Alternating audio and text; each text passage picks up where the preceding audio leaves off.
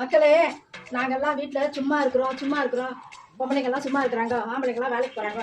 அவங்கள கேட்டால், ஆம்பளைங்களை கேட்டால், நீங்கள் எங்கே வேலை செய்கிறீங்க சார்ன்னு கேட்பாங்க. இந்த மாதிரி இந்த இடத்துல வேலை செய்கிறேன், இந்த கம்பெனியில் வேலை செய்கிறேன்னு சொல்லுவாங்க. ஆனால் இவங்க மிஸ்ஸஸ் என்ன செய்கிறாங்கன்னு கேட்டால், அவன் ஒன்றும் எங்கள் வீட்டில் சும்மா தான் இருக்கிறான் அப்படின்னு சொல்லுவாங்க. ஆனால் அது உண்மைதான், 100% உண்மைதான். அதை நான் எப்படின்னு உங்களுக்கு நான் நிரூபிக்கிறேன். சரியா? வாங்க.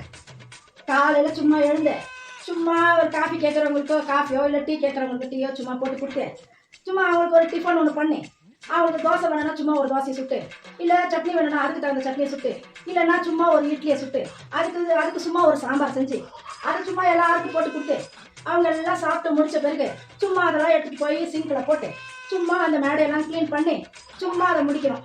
வாங்க. சும்மா சாமானை கழுவி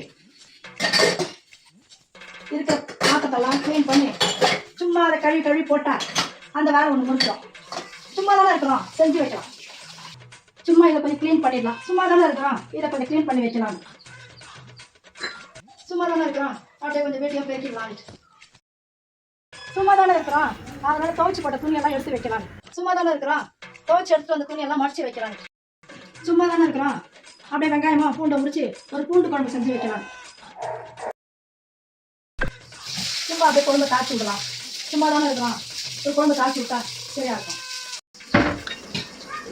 மிளகாத்தூள் காலி ஆயிடுச்சு, சும்மா இருக்கிற மிளகாத்தூள் இதில் கொட்டி வைக்கலாம். சும்மா தானே இருக்கிறோம், இதை கொட்டி வைக்கலாம். சும்மா இருக்கிறேன்னு சொல்றாங்கல்ல, எப்படி சும்மா ஹாயா உட்காந்துட்டு இருக்கோம் பார்த்தியா?